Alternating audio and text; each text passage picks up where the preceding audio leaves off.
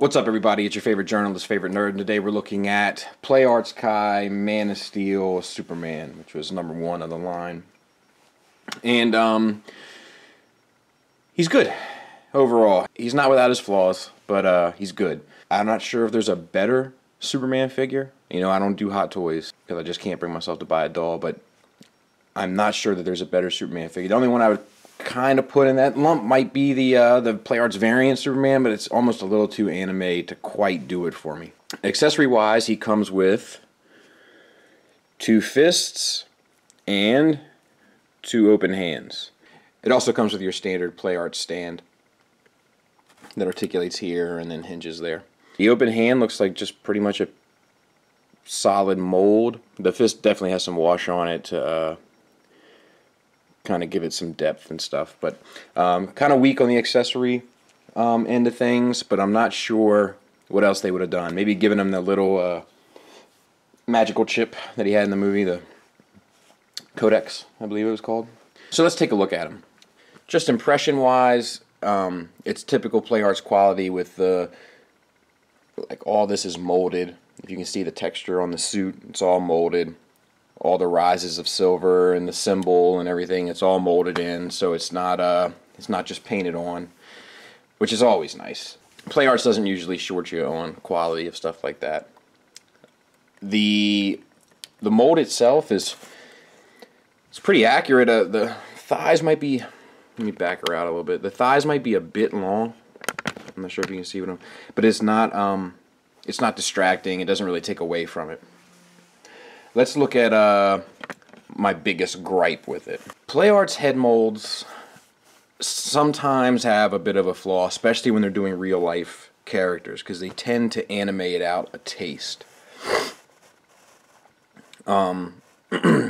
It's not hateful, but it doesn't quite look right.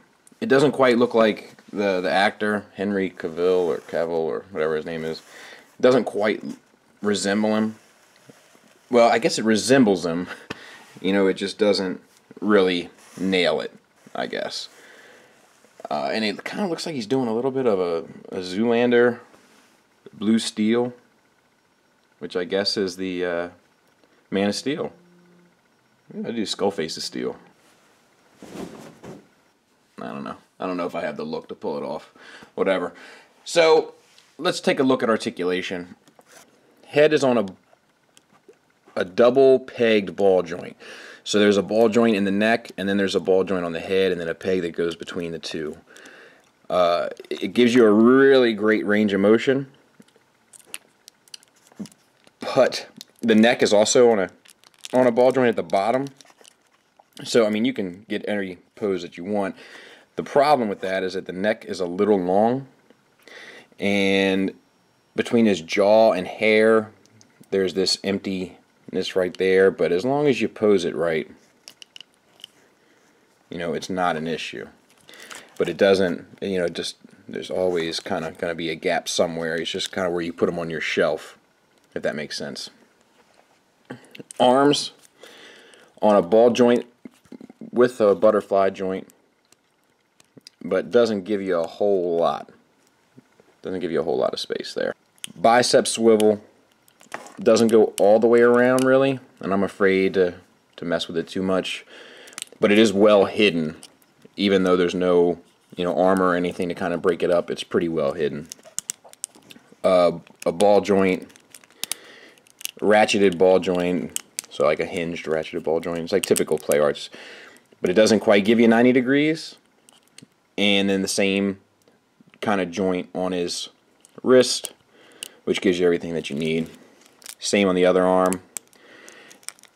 Diaphragm joint on a ball joint, and pretty limited, but I'm not sure what else you would need. It swivels, and I'm just not sure what else you would need. Soft piece of floating plastic for the pelvis, so that it doesn't impede any articulation in the hips, which are on ratcheted universal joints.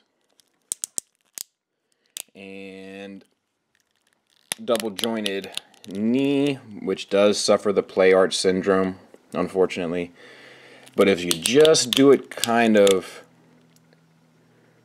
you know, a bit. You know, not the full, don't go for the full range, which it does have, but then you get this awkward knee. But just a bit, you know, you don't notice it. And then the same hinged ball joint that swivels at the top and bottom for the foot. And then the toe is on a swivel, which, you know, I can take or leave. The cape is on a ball joint, so, you know, you can do the cape out to the side, you know, flowing in the wind or straight back, and the ball joint does hold, I mean, pretty well. It's a heavy cape. I mean, it's a heavy, soft plastic. The cape does have a nice wash on it of a darker red. And in terms of the other paints, it looks like the silver has a minor black wash maybe on it, but that might be my mind playing tricks on me, but I think it does. And the light blue has a darker blue wash all over it. The red is possibly has a darker, I think the red might be just solid red. And then the red at the joints is a little off color here, but the ones at the arms are right in line. And also what's really cool, size comparison wise, is he looks really cool next to the Batman, the Dark Knight Play Arts Batman. So you can, I have the two of them on a shelf together, standing back to back, which is pretty cool. And there he is next to Zod and Zora, and pretty good. Like, Zod is standing on the ground here, and you see he's like floating a bit above the stand, so you can see how much taller Zod is than him. I love that size scale. And she's about the same size as him. So size-wise, it works out nice. Final thoughts, it's far from perfect, mainly due to the head sculpt, but it is a pretty awesome Superman. And he's a Superman that I think is probably the best available, articulated, detailed Superman figure available. And that's not counting Play Arts as a figure. That's, I mean, Hot Toys as a figure. Hot Toys as a doll. A very nice doll and a very expensive doll, but a doll nonetheless. So that's it. Thanks for listening. Thanks for watching. Till next time, take care.